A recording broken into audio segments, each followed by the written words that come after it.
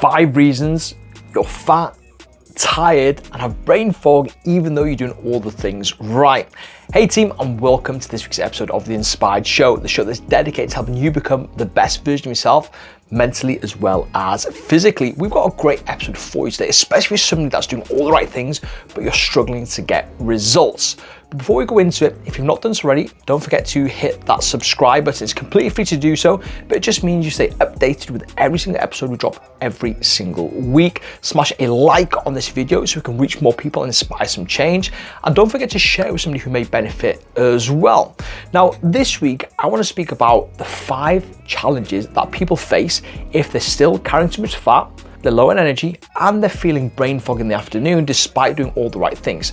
And it can be really frustrating when you're eating really healthy, you're working out a couple of times a week, you're doing 10,000 steps a day, but the weight's not shifting, and you do not like what you see in the mirror, and your energy levels do not match the person you're trying to become. So first things first, for a lot of people, it's the hidden triggers that are holding people back. And when I say hidden triggers, what I mean is a lot of people are focusing on the wrong thing. They're putting the wrong effort in the wrong places. For a lot of people, they could do really well for a week or two, and they have these perfect weeks. But it's not the perfect weeks that actually change who you are and build up those energy levels and drop that body fat. It's consistent months. So if you're chasing those perfect weeks, followed by inconsistent weeks, that's one of the things that could be holding you back. For a lot of people, they're focusing too much on hitting the perfect calorie target instead of prioritizing things like sleep that can massively impact you actually hitting that calorie target. They put too much emphasis in their workouts whilst not managing their stress, because when they are stressed, they cannot then be consistent with their workouts because they sack it off. So the first thing we need to do is,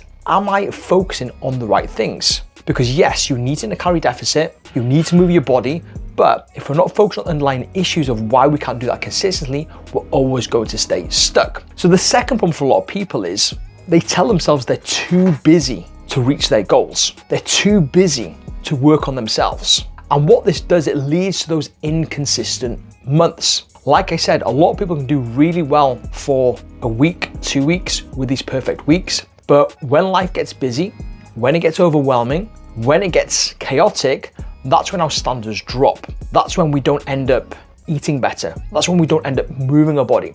That's when we don't end up prioritizing ourselves. Now, ultimately, we've all got the same 24 hours of the day, and I get it. Different people have different circumstances. However, if we're not prioritizing ourselves, we cannot be there for everybody else. And I'm a parent myself. We've got busy jobs, and it can be difficult sometimes to juggle things. But ultimately, you've got to have the right strategy and right boundaries and right plan of action to fit it into a busy lifestyle. Because these perfect weeks you're trying to achieve, if they only work when life is perfect, that's why you're staying stuck. And ultimately, we need to change that and instead focus on being more consistent. So the third thing that we need to look at is the daily habit that is draining you without even realizing it. And this becomes more apparent when we're having these chaotic weeks. Now, for a lot of people, it's their evening habit routine, which is holding them back. Because for a lot of people, when they get to the back end of the day, once the kids have gone to bed and they finally have 5 minutes themselves, they're looking at the quickest way to relax. Whereas instead, they should be looking at the quickest way to recover. And they're 2 very big differences. And a lot of people get confused. They get confused between relaxing and recovering. Now, how do people generally relax? Well, they have unhealthy ways of doing that. For some people, it's alcohol. And don't get me wrong, it's great. I had a big problem with alcohol for quite a long time. And if you follow my story, you know I'm nearly 5 years alcohol free. But I was using it to relax at the end of the day because it makes you feel good, right? It takes off the edge. It puts you to sleep. But the knock-on effect of that alcohol is you make poor decision on your food, you start eating loads of shit, you get to sleep, but you have poor quality sleep, and then you wake up the next day, low on energy, and not wanting to do anything, less productive, more short with your kids. Another way people relax is through the snacking, the emotional eating, the piece of cake, the cookies, the crisps, the chocolates, to give us that gratification, to make us feel good when we're feeling bored, to not give us any judgment. And again, works really fucking well in that moment. But again, the knock-on effect is we end up over-consuming it, we feel guilty, we feel sluggish, we have a poor night's sleep and wake up the next day and punish ourselves, start starving ourselves. For some people, it's the doom scrolling or staying up all night on Netflix. Again, wasting precious time where we could be sleeping or we could actually be recovering. And again, that has a knock-on effect on quality of sleep, impacts hunger and appetite hormones. wake up the next day feeling groggy and tired. So we need to focus on recovery instead of relaxing. So doing things like avoiding your phone for the last 30 to 60 minutes before bed. So having a relaxing wind down routine where we don't need to use alcohol as a way to do that, whether that's some self-care, nice warm bath, whatever it may be. And when you fix that evening habit, you're going to wake up the next day feeling refreshed, being able to hit those goals and targets as well. So instead of trying to win the morning, you've got to win the night first, and that's really, really important. The fourth thing that we need to focus on is systems, not willpower. Now, if it was just willpower that's required, we'd all be walking around looking fucking amazing with six packs full of energy.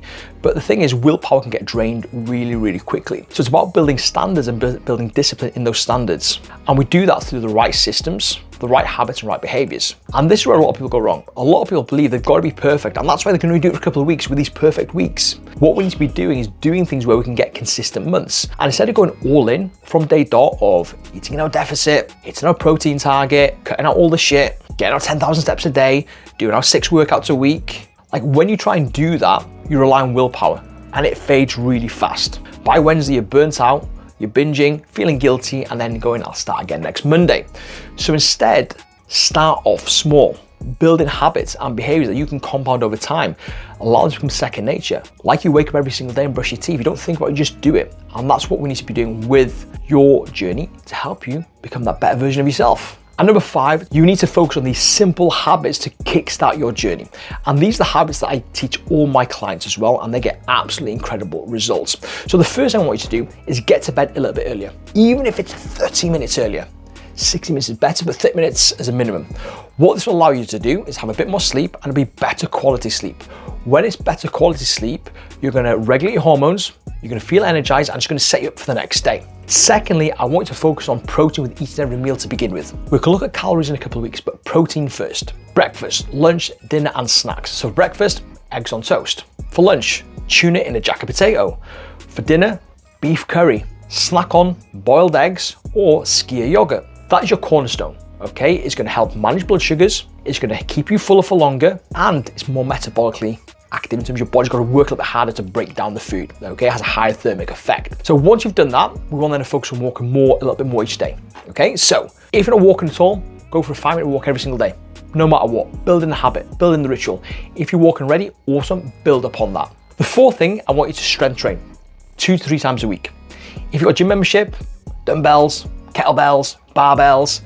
If you're at home, body weight, squats, push-ups, sit-ups, lunges, dips on a chair. What you're doing is you're getting your body moving. Feel good endorphins for the brain, plus building your strength. It makes you feel good, it makes you feel empowered. And then lastly, I want you to reduce or take away alcohol, okay?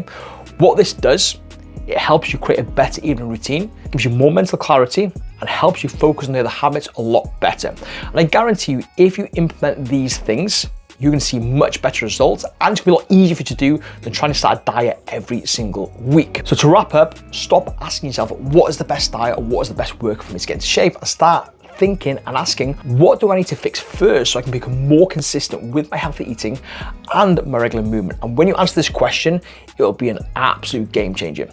Now, I hope you enjoyed today's episode. If you did, smash a like, don't forget to subscribe, and any questions you've got, pop them down below and I'll get back to you as soon as I possibly can.